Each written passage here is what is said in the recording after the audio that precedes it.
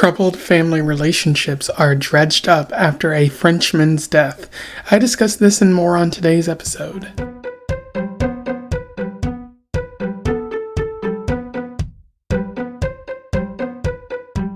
Welcome back to Around the Weird, a booktube channel where I talk about all the unusual and out of the ordinary literature that I have found in my travels. Today I want to talk about a short story because it is Short Story Tuesday.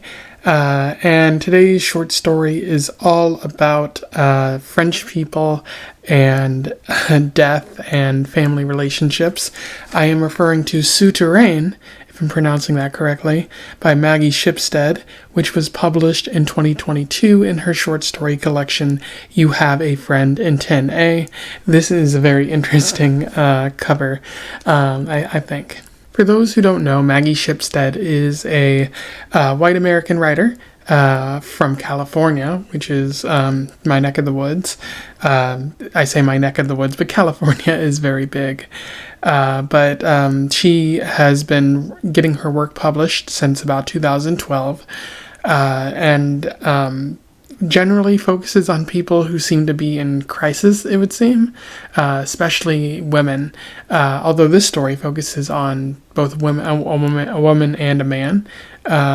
But she's won a little bit of regard for her work, and I would be interested in checking out the book. This short story was really good, and my thought was, wow, imagine if this had been sort of fleshed out to a longer novel. I think that would be rather fascinating. So I have seen that Maggie has written like an actual book, so I'll probably check that out when I get a chance. Pretty fascinating writer, won a number of awards, pretty well regarded. And so without further ado, let's talk about Souterrain. I will do a summary, a little bit of analysis, and we will move on from there. So Souterrain focuses on a couple different characters.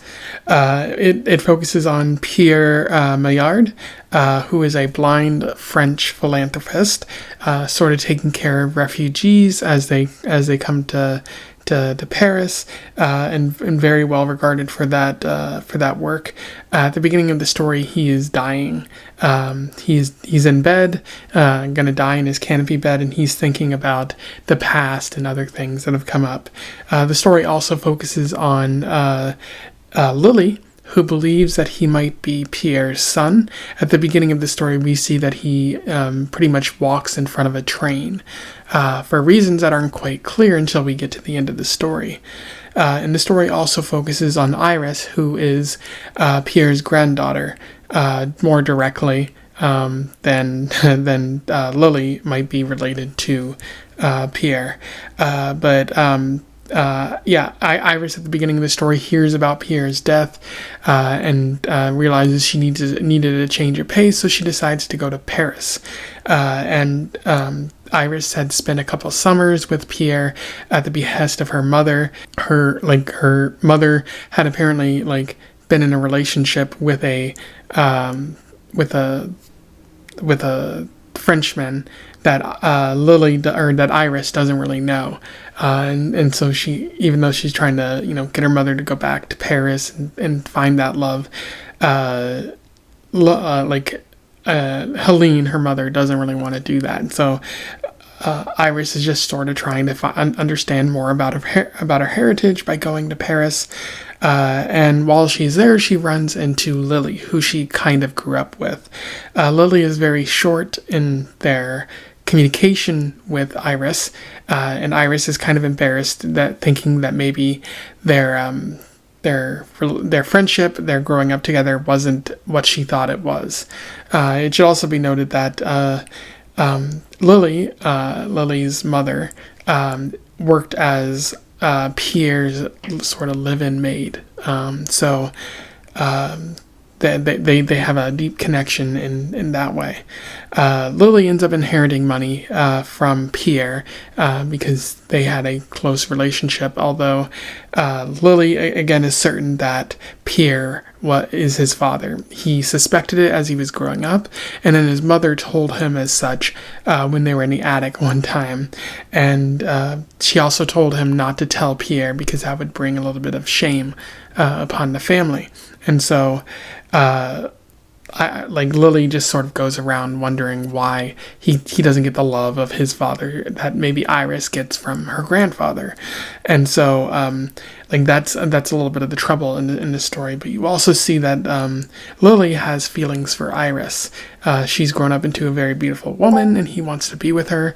And that's unfortunate because he believes that they are related, even if he can't necessarily say it out loud, which is unfortunate. And so that anything that he tries to do with Iris will just be considered incest, which is sort of plaguing sort of plaguing Lili, and he can't get her out of his mind. Meanwhile, as the story flashes back to Pierre as he's on his deathbed, and he reflects on the Glicks, a group of family friends who during World War II hid in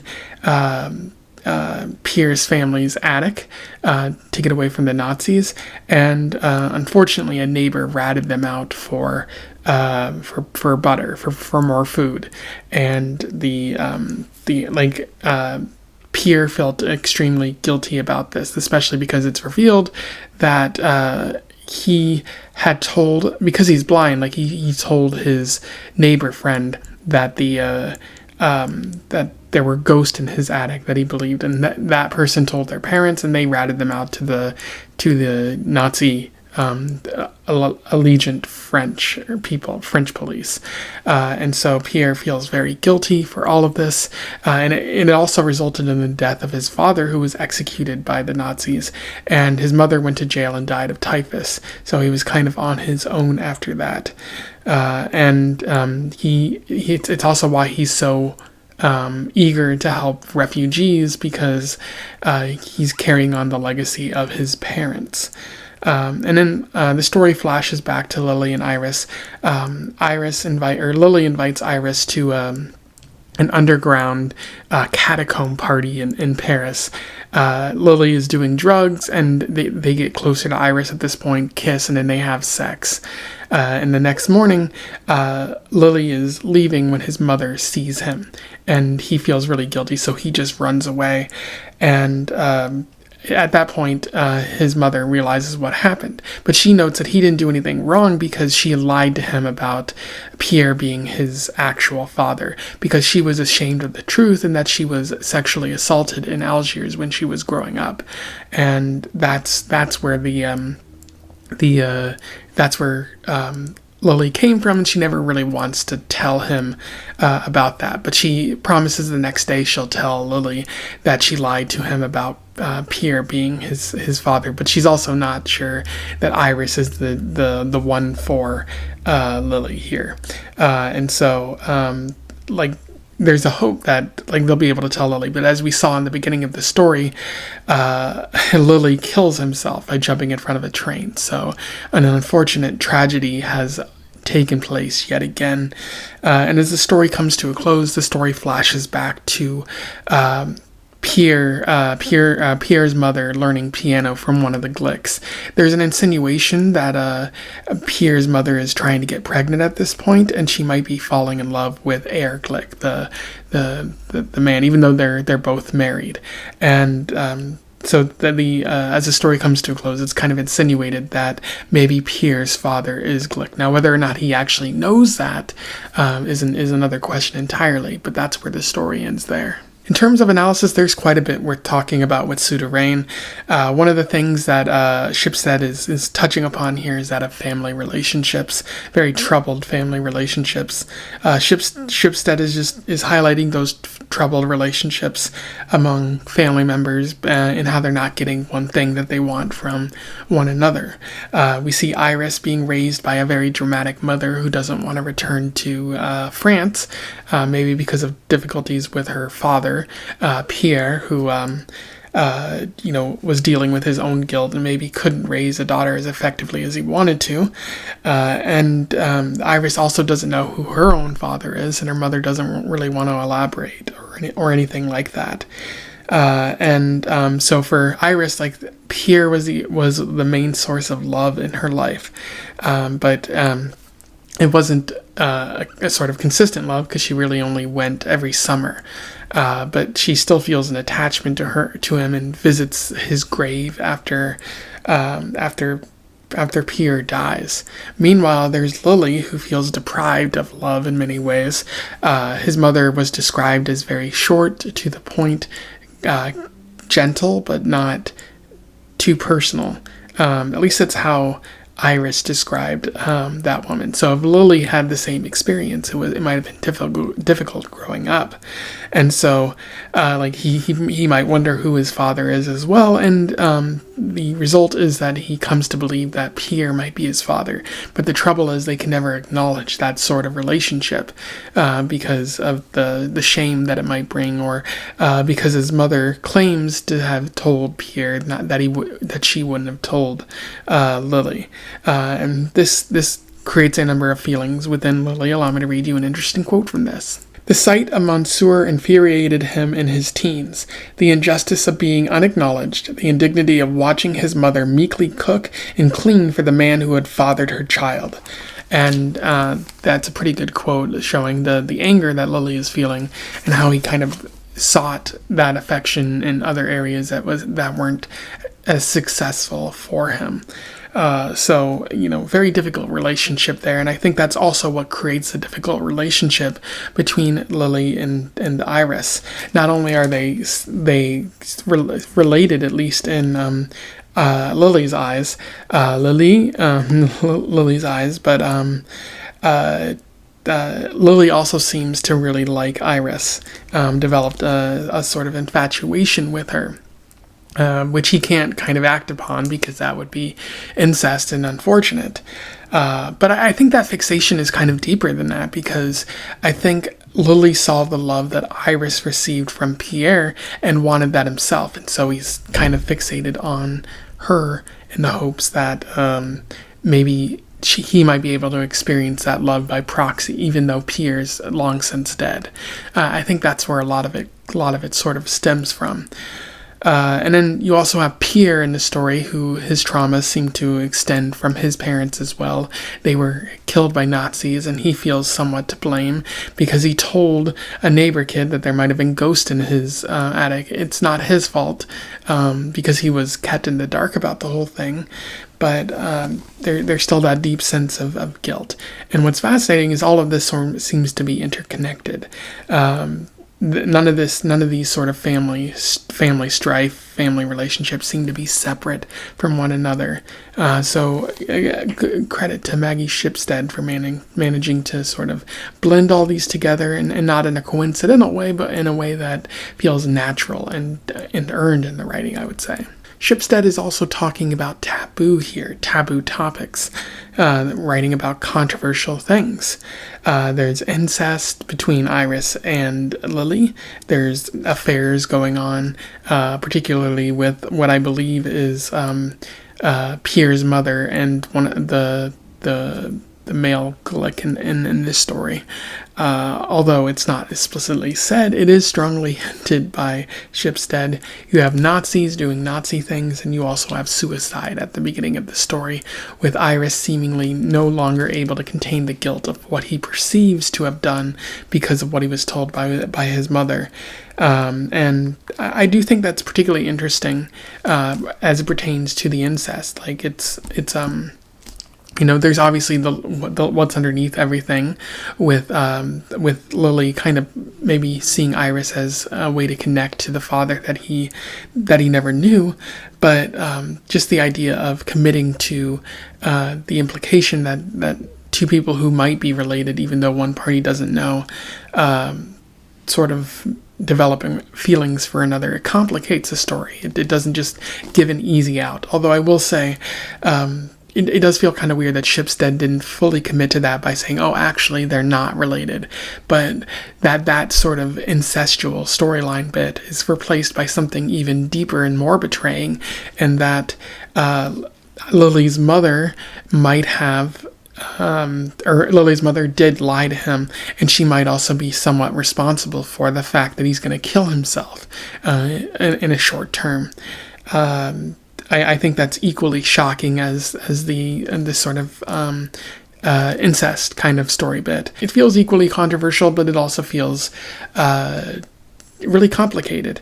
Again, showing that things are not easy, that there's no easy way out for these characters. The world is a very complicated place with all these sort of things, and Shipstead isn't really condoning it, but they're just sort of exhibiting it in the story. And so the writing, and I think like one of the reasons why it feels or like it's good. Like one of the reasons why I like this is because the writing feels purposeful. It's not intended simply to shock you. There's a reason behind all of this, and it's combined in the narrative in a way that presents something complicated but also fascinating as well. Another thing we're talking about is the idea of Souterrain, or the word Souterrain, which is the title of the story. The title refers to things happening below the surface, and Souterrain is I think a French word that means, underneath the surface, like subway, something like that. And so the story's events have complicated precedents. There's something below the surface. It's not all superficial. And also, Lili kills themselves in the subway, so that's Souterrain there, and the place where the incestuous act, or what Lili believes to be an incestuous act, takes place is in the catacombs, again below the surface. But yeah, all like the stories have complicated precedents. It's not all just on the surface, it's all what the characters aren't really saying. Pierre's mother, maybe having an affair and setting off a chain of events without realizing it. Lili finding out that his father might be Pierre and dealing with anger in a very specific kind of way, and Iris dealing with all of her things as well.